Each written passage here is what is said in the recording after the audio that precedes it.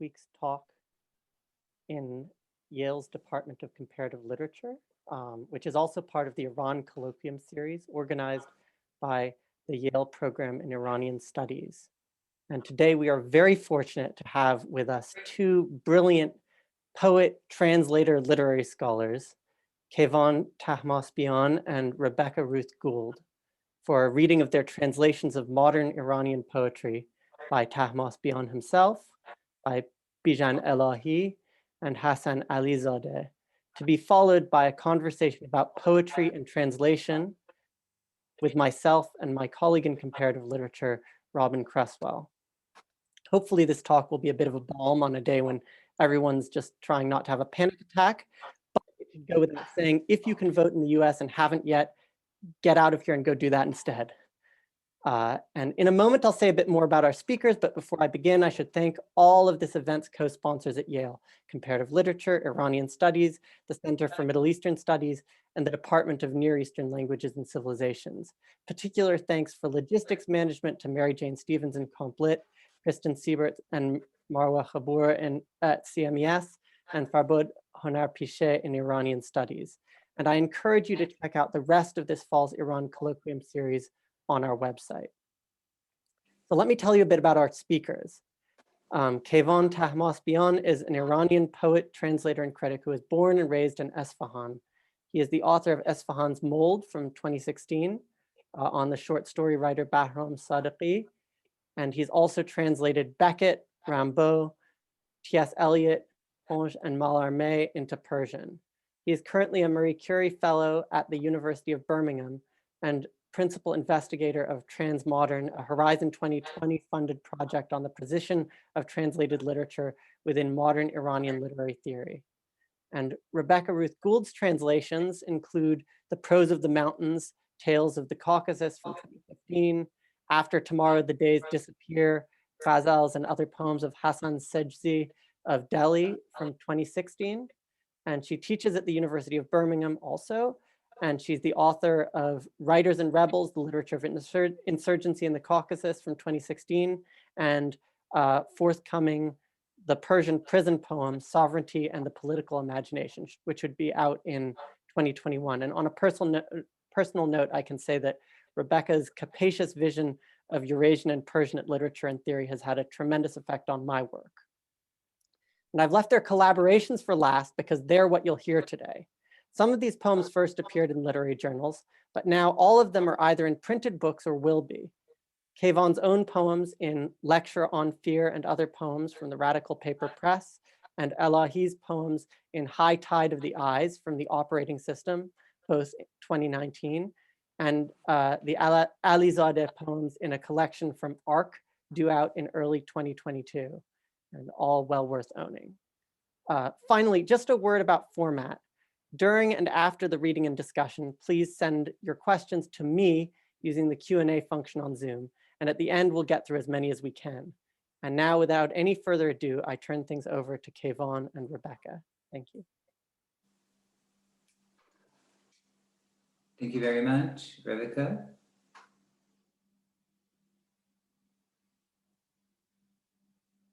Rebecca, you're muted. Sorry. Yes, okay, so. Sorry, yeah. Yeah. Thanks everyone for joining us, and thanks for the wonderful opportunity. We're going to begin with reading Lecture on Fear by Kevon, and I'll just be reading it in English. It's a long poem, and Kevon will be showing the Persian text on the screen so that you can follow along if you read Persian. And then we'll read 2 more poems by him, and then we'll read 3 of our short poems by Bijan Illahi, a poet who we recently translated, and 2 poems, longer poems by Hassan Alizadeh. Great, so I will begin with Lecture on Fear. I'll show the English briefly so people can see. And Kevon, you're going to share your screen, I think? Sure, thank you very much, everybody. So hello, I think that I had some kind of sound problem, sorry for it. So I'm going to share the, okay. Great, okay. I think it's ready, yeah. Great. So I just turned it as you read. Perfect. And as noted, This is it's a long poem, so get ready to listen a bit. And I think the presentation of the text on the page is quite important, which is why we decided to have this screen sharing. Lecture on fear. Can you ask a more decisive question? Why has Sohrab Sepehri, the subjectivist, translated this poem by William Carlos Williams, the objectivist, a man of few metaphors? باید بگویم که گوجه هایی را که توی یخدان بود من خوردم. شاید شما آنها را برای صبحانه کنار گذاشته بودید. میبخشید. آخر خوشمزه بود. خیلی شیرین و خیلی خنک. This is just to say, I have eaten the plums that were in the icebox and which you were probably saving for breakfast. Forgive me, they were delicious, so sweet, and so cold. Look, it seems the most unmetaphorical, most decisive poem in the world. It's what it is on the page. I ate and am gone. Sorry, goodbye, finished. So direct, so clear, so placid, as in this poem by Sepehri, which reads, in the evening, a number of starlings flew off the circuit of the pine tree's memory. The corporal grace of the tree remained. Illumination's chastity dropped on my shoulders. And then you ask, what? What remained? Corporal grace of the tree? What is illumination's chastity indeed, but not this one? It is what it says. What it says is what it says. Form and content the same, self-same. This is just to say, you're reading, look. فقط محض گفتم. من این آلوها را که توی جایخی بودند خوردم که انگار برای صبحانه کنار می‌گذاشتیشان. مرا ببخش. خوشمزه بودند. چه شیرین، چه سرد. Let me put it explicitly in parentheses. If this really is a poem, it seems the only poem in the world that has no testimony to its poeticity other than its being. It proclaims, I'm a poem, or read me like a poem, see me, read me like a poem. That is, I'm not what you see, I'm not what you read, I'm not saying what I'm saying, I'm another being. Read me like poetry, not like prose, not like these things that you see daily and vainly mass-produced on fridges, written by one who disappeared in the morning to another one who has remained, to remind this one of now when that one is gone. Those familiar ubiquitous words, these I visited, these you were out on paper notes, long and narrow, typically lack space. A short sentence on them becomes several lines, one beneath the other, like a poem, like this poem, like breaking lines. That is, the decisive separation of the lines, and which points to the fate of eternal parallels broken, like sobs separated from each other. Separation. I'm not what you see. I'm not this. Read me like a poem. Read me like a love poem. Read me as you read a stranger, though I'm familiar. And suddenly this note becomes a lover's note, becomes the usual tale of an empty place in a memory, and a note that says, please forgive me, finished. A tale of the one who was and the one who wasn't there. A story aborted at its threshold, with the grandma falling asleep on its once there was and there wasn't the other. It's cut, it's finished, so short, so suddenly, the whole story being once there was and there wasn't the other, finished. And this note becomes the last souvenir of the one who wasn't there, who was fed and disappeared, who cut decisively, to the one who remained to remember, who remembered, like when a starling flies off the tree and leaves a trace, like a souvenir, like an inextinguishable memory that persists on the remaining branch just because it's rooted. The starling's only task is to fly off and forget the pine trees. Now you tell me, can a forgive me note be thrown away? Can you let memory be gone with the wind? So keep it, keep in your memory the one who went, and let you go on with the wind. the one who taught you memorize it, that their empty place lacks something that was delicious, that was so sweet and so cold. And yet this is the beginning of the story, when stories are branded all since they are born, with once there was and there wasn't the other on their brows. It means that all stories begin from the sad, hungry heart, from absence and thirst, from the other names of pining. And yet this is the end of the story. The one was fed and is gone. You left hungry with an empty, cold place. Blank space. Look, all this is just to say what I won't say, a testimony on what is not there, whose place is empty, whose empty place is as absolute, as just, and as decisive as just. First, it was as absolute, direct, and explicit as a decisive, unmetaphorical, bitter, and fiery public confession that I became fed and am gone. And suddenly it asks for mercy, saying, forgive me, forgive me. Suddenly it softens with shame, begins to stammer, to sob in the dark of this room, which is white. Can you remember? At first it was so decisive and direct. It said what it said, clearly and without stuttering, until it said softly, I'm not what you see. I'm not this. Read me like poetry. Read me like a love poem. Read me like I'm a stranger, though I'm familiar. And it became a love poem.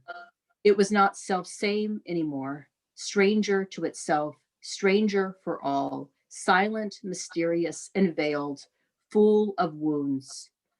Wound is the empty place of an absent one. It's both going and not going. It goes without going, leaving something in memory. Wound is memory. Wound is this memo. Can you say it's not a poem with all this figurative language, these verbal mirages, these winds of memory? Remember that metaphor is a mirage, is double vision, a blur of words. Mirage is being of a thing when it's not. That is to be, but not to be. Mirage is the memory of water shivering on soil, on the empty place of water where there was a pine tree. This separation, this empty place, this wound is a no more for the one who takes lessons from this poem and this memo, which is not what it says. One was not, and what one said, the one who was afraid of doing wrong again and again. You are the fear of the first lesson at school. All days with you pass in fear of the first day without you. Damn you. The fear of your being and not being. The fear of the first day of your being there no more, which is the red holiday in the calendar of the end of times. Eternal holiday. Great. So that's the long poem that after which this collection is named. And now we're going to move to two shorter poems from the cycle that Kevon calls the Janine Cycle. And before I'll begin with the English, and Kevon will read the Persian. But Kevon, do you want to say something about this fetus cycle or Janine Cycle? Yeah, the Janine Cycle, the idea of fetus. Okay, the fetus is called Janine in Farsi. So it's originally an Arabic word meaning hidden, veiled, or the underlying idea in the whole Janine Cycle is just to work and the poetic matter, not poetic form. So I was thinking how, for example, I can think about a formless, I mean, from a poetic perspective, a formless kind of writing performance. So what was important was the idea before it takes a poetic form, and the idea of an unfinishedness as, for example, a fetus is. So part of that was some kind of generational awareness of think of myself as belonging to a generation with potentials not yet in their 40s, not yet realized, not yet passed into actuality yet, or a generation is still waiting to be born, something like that. So these fetuses encompass a lot of, for example, fetuses of ideas, fetuses of buildings, fetuses of historical or mythological figures. So the idea, the idea is how to make a poem which is not fully formed, something like that. Yeah. Great. So we'll be reading two of these. The first is the fetus of the text. The fetus of the text. Breathing on the window between a frozen without and a hot within. The glass does not permit light to pass with this breath. It colors with this breath. Have you seen white days? The sun no longer gives light. It splashes white, just as white. The window turns into a page for writing a name, for writing with fingertips on the fire within. You have written something between without and within. On the unseen glass, a name is seen. You have written something that can be read from without and within. From without, it reads backwards. What happens when reading a text written on breath? Little by little, breaths go away and take your text. Ambiguity goes away, and the text is lost in lucidity. جنین متن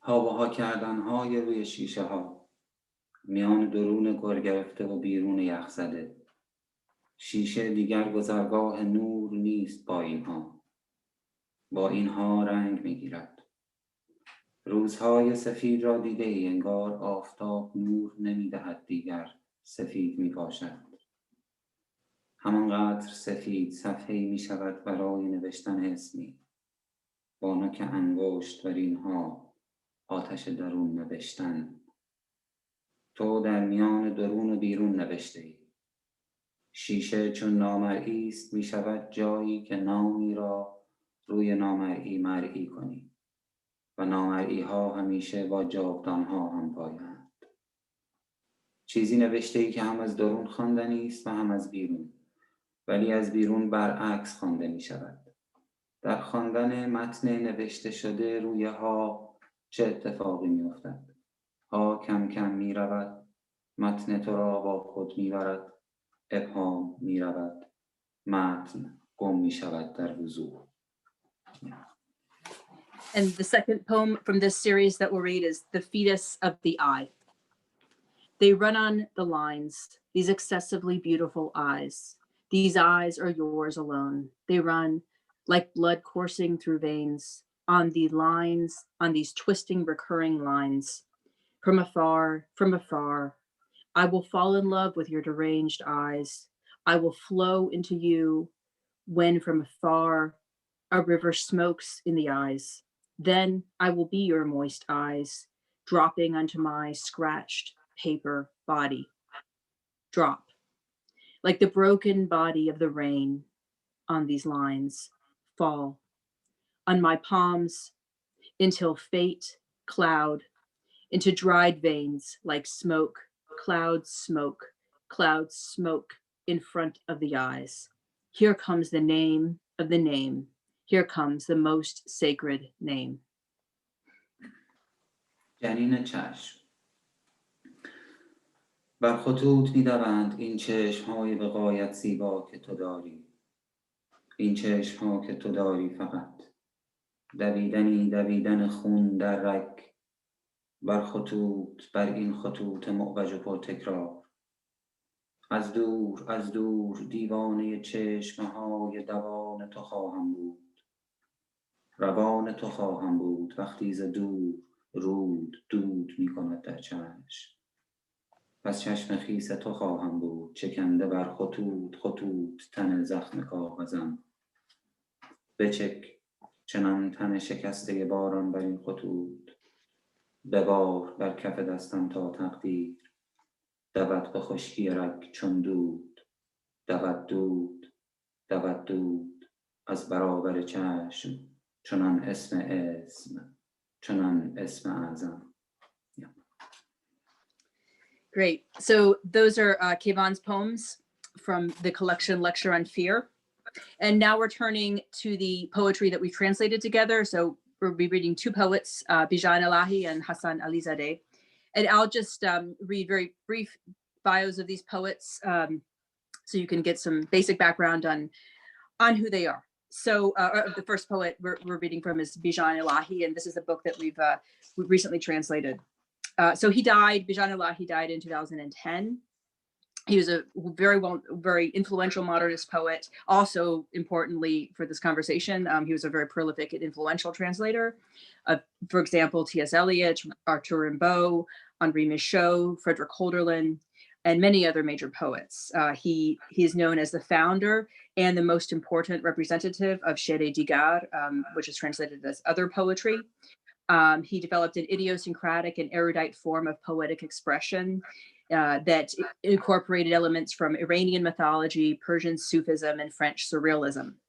He did not publish during after the revolution, and he was reluctant to publish book-length collections of his work. So that's perhaps one reason why he is not as well known certainly in the Anglophone world as a poet like Shamlou, for example.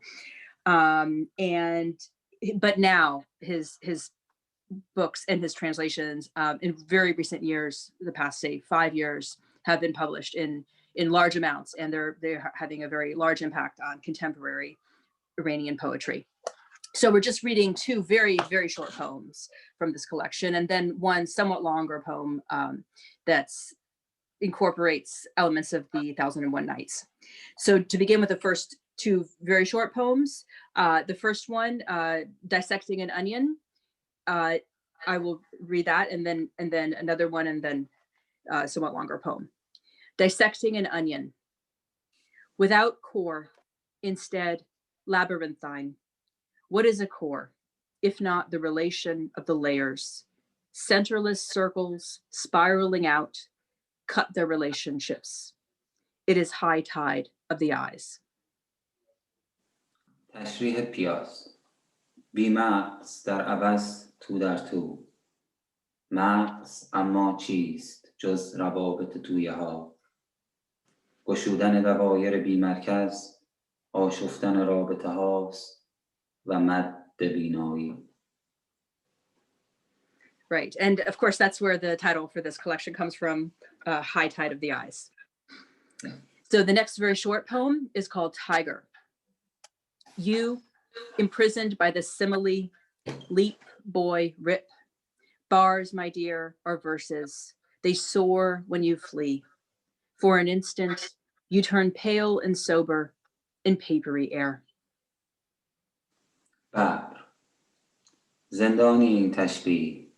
بپر، پسر، بدر. میله ها نازنین ابیاتند. میپرند اگر بپری. یک آن که سفید میشوی هوشیار در هوای کاغذبار. And the last poem from Elahi that we're reading has a very long title. It's called For 2 weeks, I have been in this palace. Nothing has happened. And as you will probably pick up when listening, it refers to a story from the 1001 Nights. Baghdad's arches and the arches of the Tigris. The story left unfinished may turn into a poem, and a poem finished can make a story. That's why poets always break the lines of their poems. And I want from among these pointless walks around Baghdad to break the line on a house in the bazaar, carpeted with many marbled stones in the 1001 Nights, where the ceilings are painted turquoise and gold. 10 dinars a month for rent? Are you kidding? I'm not kidding, the doorkeeper said. But whoever enters the house gets sick and within 2 weeks dies. For 2 weeks, I've been in this place and nothing has happened. I've only seen sunsets of gold. You can hear them. Hey boy, you haven't seen the palace belvedere? The doorkeeper's wife said, but what is on the roof other than Baghdad's arches and the arches of the Tigris? یکی دو هفته می شود که توی این قصرمون هیچ اتفاق نیفتاده. تاق‌های ضربی بغداد و تاق‌های ضربی دجله. قصه اگر ناتمام می ماند یحتمل که شعر می شد و شعر در تمامیت خود قصه می شود. به همین دلیل شاعران همیشه جخت تخطیع می کنند و من می خواهم از آن گشت های بی حوصله در بغداد تخطیب کنم روی خانه‌ای در بازار که در الف لیل زمینش را گونه گونه رخام گستردند و سقف‌های غرفه ها به لاجورد و آب زر نقش کردند. اجرتش ماهی 10 دینار. واقعا راسته یا مسخرم میکنید؟ دربان گفت واقعا راسته، اما هر که توی خانه بیاید یکی دو هفته بیشتر نمی کشد مریض می شود می میرد. یکی دو هفته می شود که توی قصرم و هیچ اتفاق نیفتاده است. فقط غروب ها طلایی است. می شود شنفت. واقعا چه غفلتی پسرم. مگر هنوز به بام قصر نرفته ای؟ زن دربان گفت. مگر از بام قصر چیست؟ جز همین تاق‌های ضربی بغداد و تاق‌های ضربی دجله. So those are some selections from Alizadeh, and now moving to two poems from Hassan, two selections from Elahi, and moving to two poems now from Hasan Alizadeh. In this collection, we have a collection of his poetry right now that is forthcoming from ARC Publications. We haven't actually decided on the title yet, but these are taken from there. And he is a poet who was born a little bit later than Elahi in 1947 in Mashhad. And his sort of outstanding features are his lyricism and his colloquialism. He began his literary career as a short story writer, and his influence, he was collaborating with and working alongside writers, novelists such as Reza Danishvar and the novelist Ghazaleh Alizadeh. And that's not, by the way, someone to whom he's related. It's just a coincidence. Actually, Ghazaleh Alizadeh is an ex-wife of Bijan Illahi. But then in the 1990s, he turned his attention to poetry. He's produced 2 volumes, one of which has won a major award. And one could say, or we have said in our introductions to Elahi, that in his poems, a labyrinthine memory structured by the intricate architecture of old Iranian bazaars and mosques continually revises itself in spontaneous narrations of love and death.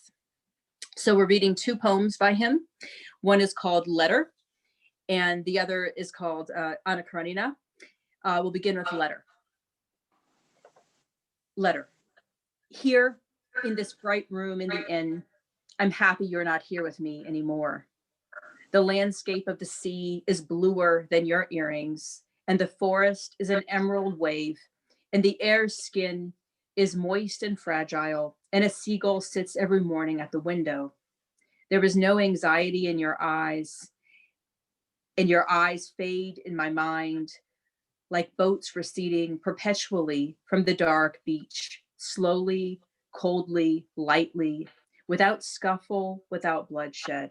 Everything is fine, fresh and tired, and it's so sweet to sleep until morning, when again the shadow of a seagull hovers at the window, like the moth-eaten cypress in that scene in Ithaca. I was kidding. I'm happy you're not here with me anymore. نامه.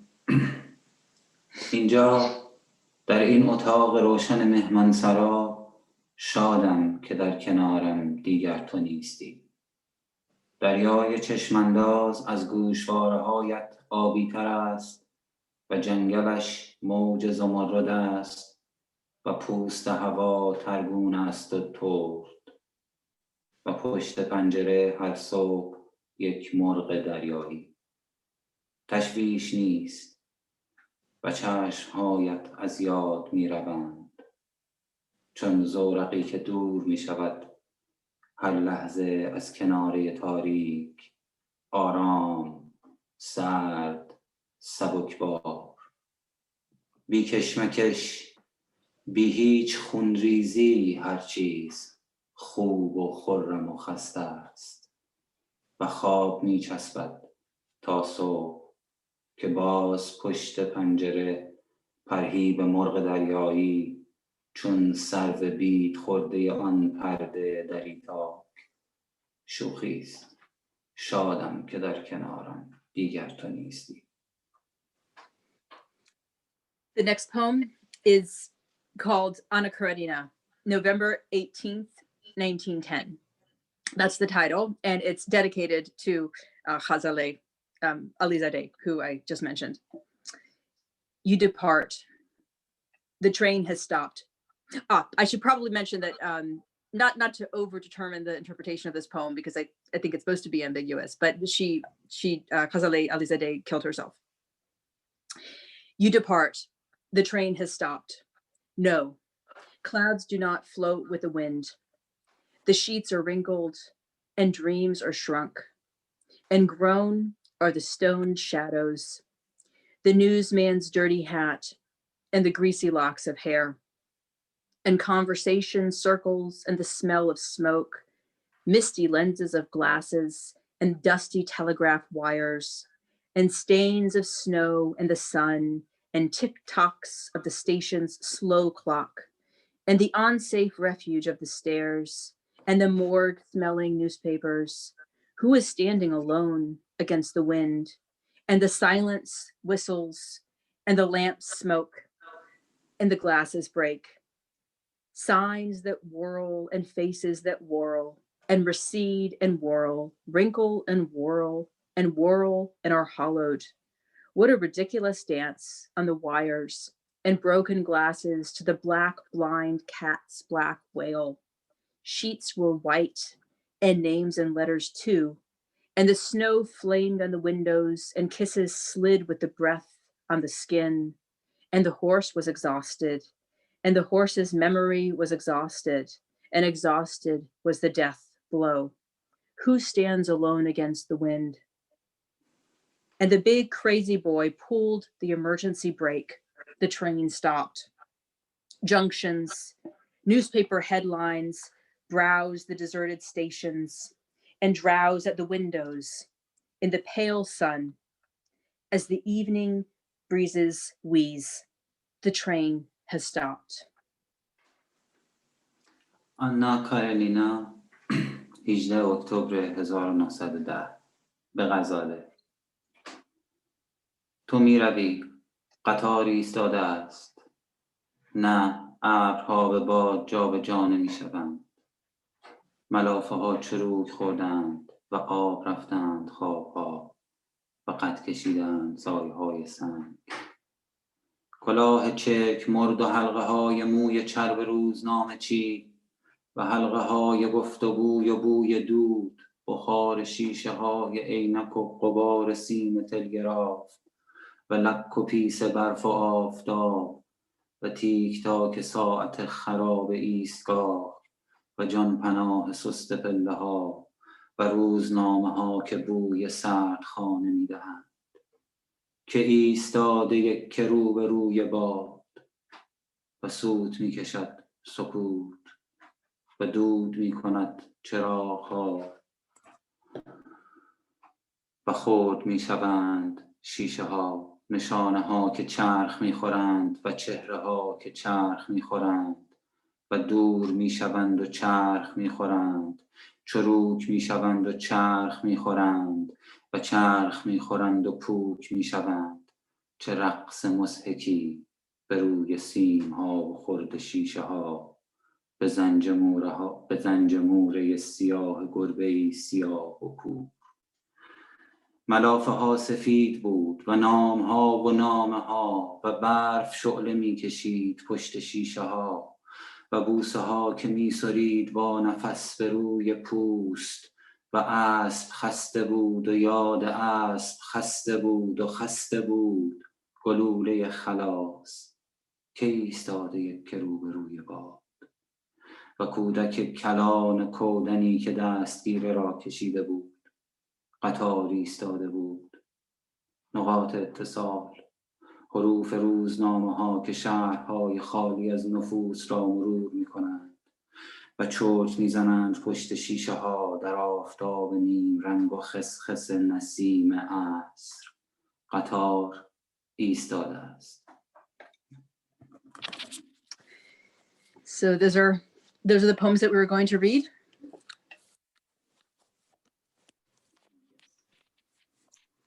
Thank you so much.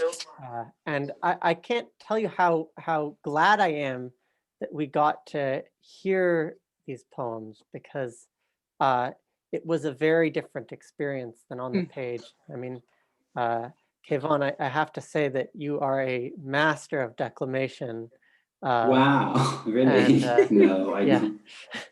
And, you know, what, sorry to interrupt, but yeah, one of the ahead. teachings of Nima as you know, and Nima being they call him, really important founder of Persian. Yeah, of Persian modernism. Okay, it is forbidden. The declamation is forbidden in Nima's poetic, so I should be ashamed, I think. You know, good declamation. I mean, the word that's being translated as declamation, I mean, I think the question is weighting of long syllables, really. I mean, long vowels that we're talking about here. And I think that the thing that Nima is forbidding is more a matter of performative style than that kind of prosodic sense. And that's really what I felt powerfully in these performances. Thank you. In a way that brought, you know, the prosodic sense of both your own poetry and that of these other poets who I didn't think of as primarily poets of rhythm necessarily, in the way that they emerged in these readings, and I think it was interesting to see the ways that that came through in the translation as well, in a language whose vowels are pallid and small.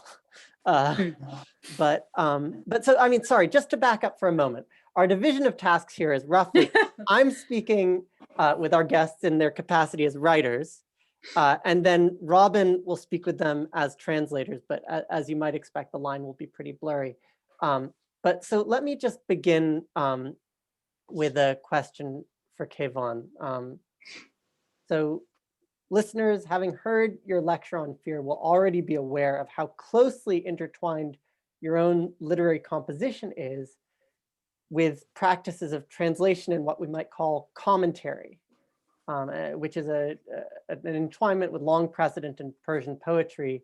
And I'm thinking specifically of the practice of sharh, of sort of prose paraphrase as a very important genre, literary genre, really, in the Islamic world, and especially in the places where Persian was a second language, from Bosnia to India. So, and I mean, and we can also see this somehow in your choices for translation, like Tashrih Piyaz, from that same root as sharh. It kind of points to that interest in getting to the bottom of things, even when that erases the thing that you were trying to get to the bottom of, like these half-formed poems. But so to help us to understand this relationship in your work, I wonder if you could tell us a little bit about your much longer untranslated book, Sadeghiye dar Bayat Esfahan, which is, you know, I mentioned it briefly before. It's a response to the major prose writer Bahram Sadeghi. It's part criticism, part fiction. It's the one that we translated before as Esfahan's mold, but there's punning there, and it's more complicated than that. So could you just tell us a little bit about that book? Yes. Sadeghiye dar Bayat Esfahan is in fact the first in a series named as Sharh Mat, or what I can translate it as explicación do texto. okay, or explication of the text. Of course, it is also, there is some kind of vagueness in this sharhamat, and this syntactical vagueness, okay, because it can be also translated as some kind of fragment text. The title Sadiqiya dar Bayat Isfahan is also vague, you know, ambiguous in some, I mean ambiguous better than vague, okay. I usually render the title as Sadiqiya in Isfahan's mold, but more accurately, if I want to have more focus on the additional ending of A in Sadiqiya, I would translate it as after Sadiqi, after Bahram Sadiqi in Isfahan's mold. Or yet again, with the emphasis on Bayat Isfahan, which also names a musical modality in traditional musical, in traditional Persian music, something like Dasko Bayat Isfahan, something. Sadiqiya, as I said, it was the first project in that series, which would continue with 3 other texts. I mean, a text on, the second text would be on Bijan Illahi. The third text would be some kind of imaginary commentary on Mir Ahmad's etudes in calligraphy, the Safavid calligrapher. So my ambition at that time when I wrote Sadiqiya was to practice a mode of critical, creative writing. I mean, I wanted to practice some form of writing performance. I mean, different performances. I mean, the idea which changes form, or experiences different shapes or different forms. I mean, aesthetic forms, just to reach some kind of different language performances. I wanted to dismantle the text under my study in for example, Bahram Sadiqi. I wanted to dismantle the text under the pressure of an extremely close reading, which is also, as you know, an extremely close reading would have this danger of losing the text, you know, because if you get too close to your object of the study, you will lose it. So there is some kind of a disappearance of the object of the study. So this is, it can be seen in the margins of the book, because I have designed the pages of that in that book in 3 areas. I mean, 3 different voices. Can I share this screen perhaps just to show? Yeah.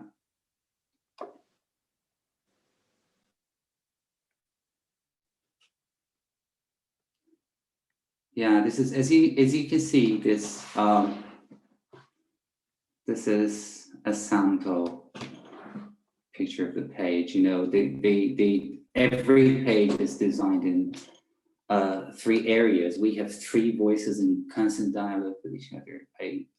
At that point, I was thinking about what is making Bahram Sadiqi's unique. I tried to read into the self-deconstructive moments of Bahram Sadiqi's short stories, because I thought that the textual instabilities of Bahram Sadiqi's stories come from some kind of a psychological aspects of intellectual movements after the 1953 coup and all those intellectual disillusionments that happened.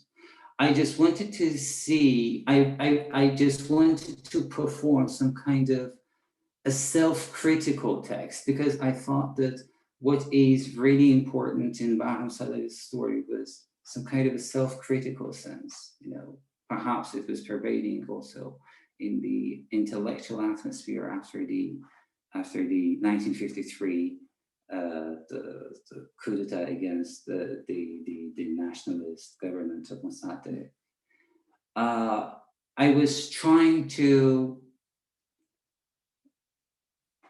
turn or transform the pages of my work, of my critical work, into some kind of a dialogue between the voices. So as you can see here, the bigger font, I mean the text with the bigger font is the main text containing these critical, deconstruction of selected some of Tahmosbian's texts. And then we have in this margin, we have a smaller font, which this text is, how can I say, this is another voice which grows out of the main text. You know, I was just thinking about, at that point, I was just thinking about all these tradition of marginalia writing in classical works. How, for example, this marginalia and the same text. So we have the text and we have the marginalia. This coexistence is also a kind of simultaneity of two different texts, some kind of a dialogue between two different voices. And on the other hand, you can see that there is another text at the bottom of the page, which is excerpted from Bahram Sadiq's diaries himself. This is a montage of his own diaries when he was, I think, 18, and he was still in Isfahan. These are taken from his last years in Isfahan before he moves to Tehran as a medical student. So I'm just making a montage of all of these voices, just to put these voices in relation to each other, just to create some kind of a dialogue. So sometimes the voice in the margin contests the main text. Sometimes it agrees with the text. Sometimes it adds something to that. This is exactly what happens in the marginalia writing. We witness the growth of a text within another text, you know, and along the lines of that text. I can share another, just to show you an example of these marginalia writing. This is a manuscript. I think it is the Book of Displays of Kitab Ars by Baba Afzal Kashi, the 13th century the Iranian prose writer and translator of Aristotle, of course. So you can see that I was always fascinated with this tradition of writing marginalia, how the multiplicity of texts are just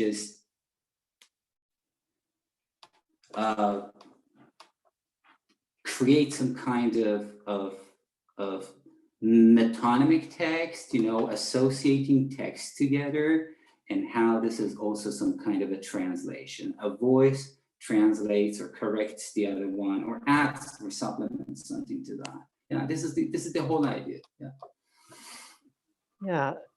Thank you. I mean, that's really helpful, reflecting back on the poetry that you write as well. I'm going to tag Robyn in to ask a translation question so that we can make sure we go back and forth a little bit. Well, thank you, Sam.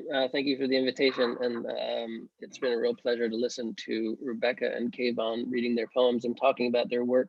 Actually, in listening to Kayvan's answer to your first question and looking at those very helpful, suggestive pages, I'm reminded that, you know, these are poems that evoke a kind of classical tradition and classical ways of approaching texts. Yes, with Shaf, for instance, you know, marginalia, but that the words that Kevon was using also recall, like montage, recall us to modernist aesthetics and techniques. And I was wondering if Rebecca and Kayvan, but maybe Rebecca could begin, since I know that she has translated some classical Persian poetry, to say something about what different challenges, what different obstacles one faces in translating classical Persian poetry as opposed to modern or modernist Persian poetry. So and maybe as a kind of sub question to that first one, you could say, since you evoked Elahi as a modernist poet in Persian, what modernism means, roughly speaking, and maybe what it has to do with translation. Okay, I guess I could begin, and then Kevon, is that good? All right. So both very big questions, obviously. We could talk a lot about both. And I just, before I forget to say this, I do want to mention that I think both Kayvan and myself are, we're doing a lot of translation. And now I think, as far as I know, we've stopped doing modern poetry, and we're now doing both together classical. So that's for the future. So we're both translating. I think Kayvan is a wonderful translator of classical as well. I would say that there are different kinds of untranslatability with modern and pre-modern poetry, in my experience. I mean, the untranslatability, or the difficulty of translating classical poetry is more evident. I mean, one example I would give is with the genre of the qasida, which is fascinating. It's a genre that I've been very fascinated about. And just briefly, I could say that it's translated as ode imperfectly, often into English. And this is an example of a pre-modern genre that's sort of foundational for all of both Arabic and Persian poetics. So I don't think there is a major poet in these literatures who does not write in this genre. It's arguably the single most important, but it's incredibly untranslatable. And I think, but I'm not aware, there are many wonderful ghazals, for example, Hafez and so forth, translated into English, but very few qasidas into English that are really masterpieces in this language. And I think the reason, the nature of this untranslatability is clearly it's a historical and cultural divide. The problem is that this genre presupposes a incredibly intimate relationship between poetry and power. It presupposes that poets have power, and that they are proximate to power, and that kings and rulers, it's an ode, so they care deeply and profoundly about what they say and how they're represented. Whereas a contemporary poet, that isn't a reality that can be translated into the contemporary context. It's just very remote, and it's very hard to evoke that in a serious way. So when I read a qasida, for example, by Hasan, is a very well-known Persian poet who I consider to be, someday I would love to translate, perhaps hopefully with Kayvan's help, love to translate him into English, but he's very, very resistant to translation. And that's just simply because the world that he's operating in, where poetry is a politically salient discourse at the court, that is, every word has a political relevance, that people listen, and he can call himself king, and sort of, it has a kind of seriousness. So the political nature of that genre is lost. And so I would say that's a kind of historical and cultural divide, historical and cultural untranslatability. But then on the other hand, there's the obvious difference too. There's the formal, obviously the pre-modern poetry, classical poetry, is very invested in form. And I find that sometimes helps with translation, with making a text more translatable. At least that was my experience with the ghazals of Hasan Dehlavi. Because I found that this kind of repetition, specifically a poetic device in Persian called the radif, I find that there are certain ways in which kind of what needed to be done, what needed to be said, it was predetermined for you. And so that the kind of the constriction of the pre-modern forms, it wasn't always possible to do it successfully, but there was always a sense of there's a path, there's a template, like there's got to be, you just work a little bit harder, chisel a little bit harder, and you'll find something. Whereas with modernist poetry, somehow there's less guidance. So those are my thoughts. Kevon? Yeah, I think I have to talk about the modernist aspect of this untranslatability. for me personally, I think the most challenging aspect of translating modernist poetry is the line breaks. I found it. So I have co-authored with Rebecca an article about this idea of line breaks. So this is very challenging, okay, because there are no predetermined and fixed patterns, for example, metrical patterns or something like that lets you decide as a translator where to finish your poetic lines. Okay, but on the other hand, when you are translating a modernist poetry, you will come to this idea of line breaks. Okay, you will find it perhaps something arbitrary, but it is not. Okay, because a poet we know was free to break his line in every work he wanted, in any work he wanted. So it is very strange how to decide, okay, because I think that the most challenging aspect of making decision about where to break your lines, okay, gives different meanings to the text that you are translating. I mean, to the poem that you are translating. So perhaps just transferring a word to the next line does so effectively change the meaning or the sense or I don't know, the perhaps the visual form that is going to communicate something in itself. Yeah. Thank you. So there's a lot that we could follow up on from each of those in this kind of set of branching paths here. But I'd like to get to some of the questions from the audience before Robyn and I follow up. Starting with a question from Leila Khudabakhsh, who asks Kevon whether Sher Digar, in your opinion, made Persian poetry more translatable. That is, from this perspective, did it add capacity to the Persian language, or did it help to release its neglected capacity, or what? So let me read the question. So whether Sher Digar is introduced by Bijan Illahi made Persian poetry more translatable? I think this is the question of our decision to translate the Sher Digar. I don't think that we chose Sher Digar's poetry because it was more translatable. That is why. So I don't. I try to answer this point. So why we chose Sher Digar, or especially Bijan Illahi, which is perhaps one of the most difficult poets of this generation, of this literary circle. I'm not thinking that when I'm translating Bijan Illahi, I'm going to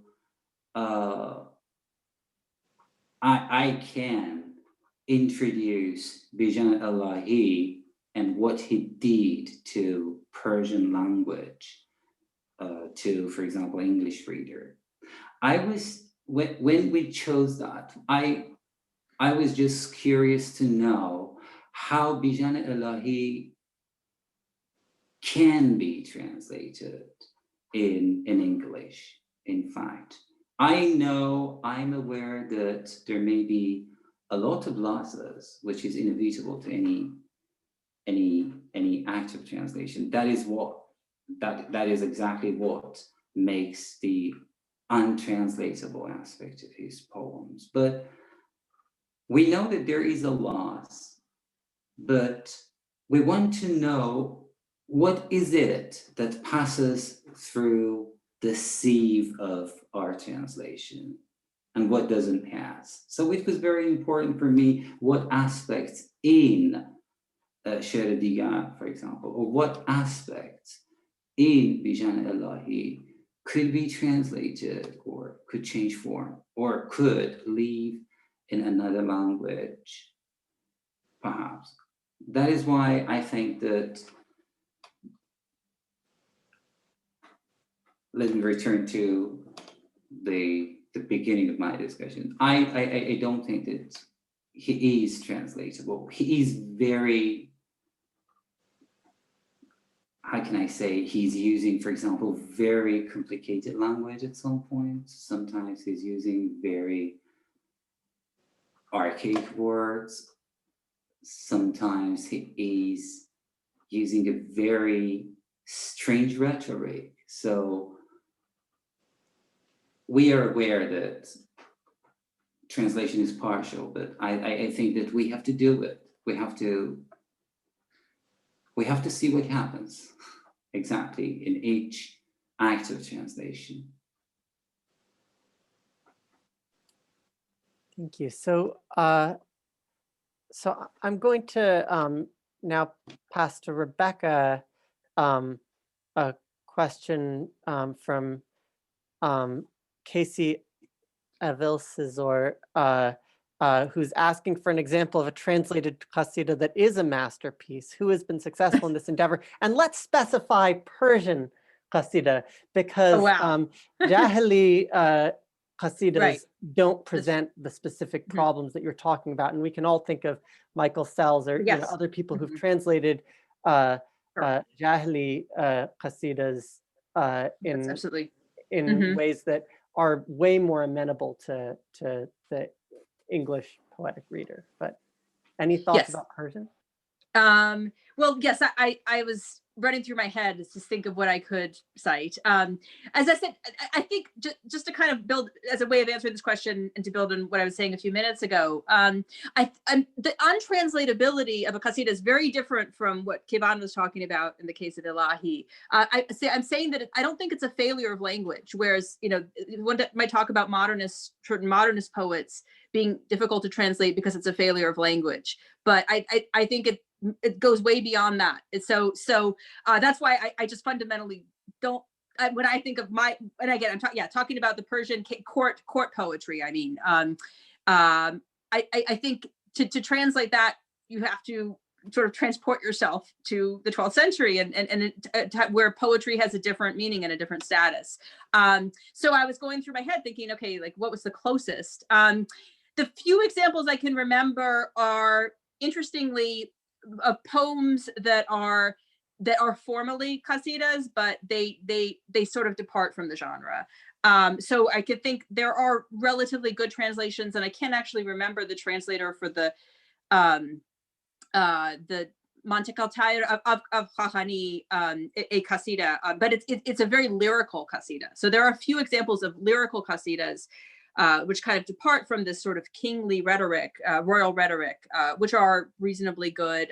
Julie Scott Maisami has a very good translation, I would say, of the Madayan qasida, but then that's another example of a lyrical qasida. So what I'm interested in, and this is because of my scholarly interest as well, is just that the poetry and power aspect, so that the dialogue, the dance, the conflict between the sovereign and the poet. And how to render that in English, I can't easily think of an example of where that's done. I think the lyrical aspect of Persian poetry has been wonderfully translated into English, but the political aspect is sort of missing from the Anglophone canon. Yeah, and we could add that that it's not uncommon for only the nasib, the lyrical portion of a qasida, to be translated to English. I mean, absolutely. Basil Bunting did that with some of Manu Chahri's, for example. And I mean, so that, yeah. But so I'm going to bring in a question from Farshad Sunboldel. And I guess I'll pass this to Kayvan in our turn taking. So translating Elahi, have you referred to the origins of his literary languages, such as Kia's innovative poems?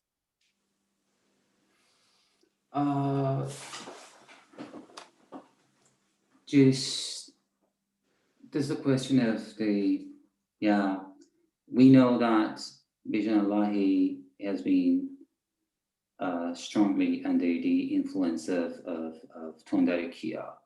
There's perhaps a parallel modernist line to the mainstream Nima-esque poetry I mean, modernist poetry in Iran. But when we were translating Elahi, not really. We were not thinking about these literary origins, okay? Because right now, as I'm thinking about it, when I'm translating a poem of Elahi to, for example, into English, it is very difficult, just to transfer the origins of that language. Okay, just to show something which does not exist for the English reader. For example, I don't think that English readers have read Tondar Kia. So if I were to introduce Bijan Illahi's modernist poetics in, for example, in a scholarly article or perhaps some kind of a review or something, yes, of course, I think I was obligated, I was obliged to talk about these literary origins. I mean, both modernist and non-modernist ones. For example, his being influenced by Persian Sufism, for example. But I didn't see that influence of Tondar Kia as an important decisive factor on my translation into English of his poems. Yeah. Thanks. So I'm going to pass it back to Rebecca with a question from Susan Farshidi, who asks how you got into this field. And I think that maybe we can further develop this question by asking sort of about your trajectory as a scholar versus as a translator. You know, and where your translation work sits in relation to, you know, your research work. Sure. Yeah, how did I get into this field? Well, I come from a different field, I guess I could say. I did my undergraduate in Russian literature, and then I ended up in the Caucasus in Tbilisi soon after the Chechen wars were dying down. And so I had kind of that cultural background, linguistic background of Russian. And I was, and so in Tbilisi, as some may know, it's a very multicultural environment. I mean, there are influences of Persian, not so much contemporary, but Persian, Georgian, and Russian. And that was where I started studying Persian. And always for me, whenever I study a language, translation is always the entry point, because it's the most rewarding. Oh, reading before translation, obviously, immersing oneself in the poetry itself, and that's when the language comes alive. And so, I was very soon also translating. Well, I was immersed in Georgian, and so translating from Georgian, and then later Persian. And as far as the relationship between scholarship and translation, so yeah, as I mentioned, it's the beginning. It's the moment where I would say what makes translation so crucial for me is that it is exactly where the creative artist and the scholar converge. I don't think there's any other activity where there's more of a convergence between those two realms. And so if the study of object is literature, I've never wanted to be someone who kind of just criticizes the literary text. I always want to sort of merge with it. So translation enables me to do that. Thank you. So I think we may just have time for one more question, and it's from Farzan Dusti and for Kevon. And I have to say that I'm not fully sure that I understand the terms of the question, but I'll pass it along. And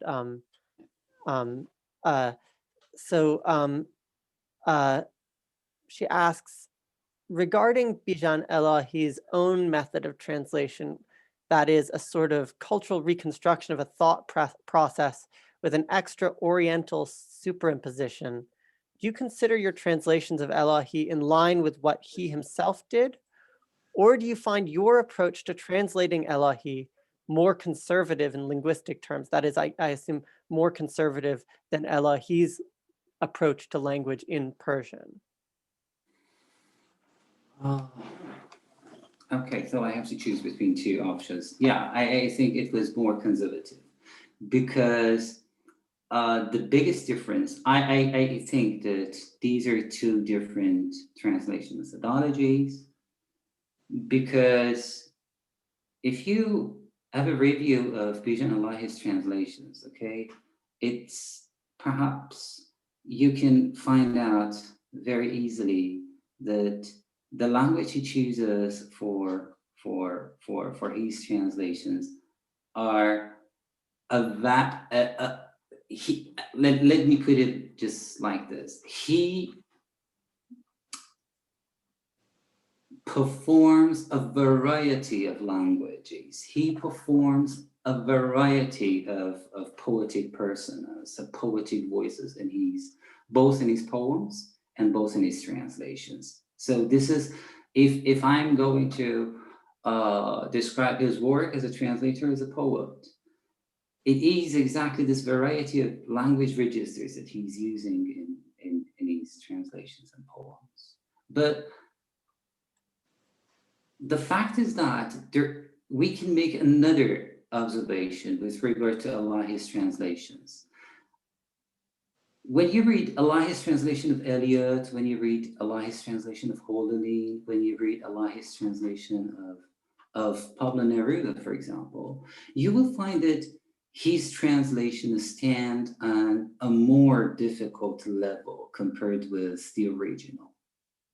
So it means that if we compare the original and the translation in terms of comprehensibility, you will find that perhaps his translation of Eliot is less comprehensible than Eliot's text itself. Okay, there is some he's intentionally making the language more difficult. This is not happens in my approach or methodology to translation, or it was something agreed between Rebecca and I that we are not going to do that, and we are going to use perhaps a simple language.